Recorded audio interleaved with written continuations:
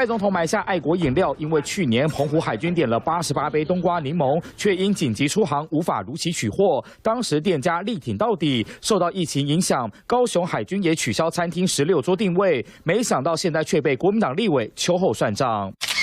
国民党立委林奕华就以海军经常无故取消民间餐厅订单，因此提案冻结海军所属15个单位伙食委外人力作业费用100万元，不太合理，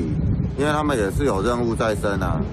也是出任务才有这个弃单的情况。他们常是因为要跑战备，所以突然被叫回去，因为人家很努力工作，然后你就不给人家东西吃嘛，这是很荒谬的行动。面对林奕华冻结预算，民众也大喊不合理，但林奕华却在脸书 po 文反呛，自己弃单惹民怨，还要怪国民党团和我。基层官兵吃不好，只想叫外卖，叫外卖又弃单，民怨四起。但这说法也立刻被网友打脸，有网友痛批林奕华硬凹不好看，有你这种立委军人真可怜，真的都只是在跟我们的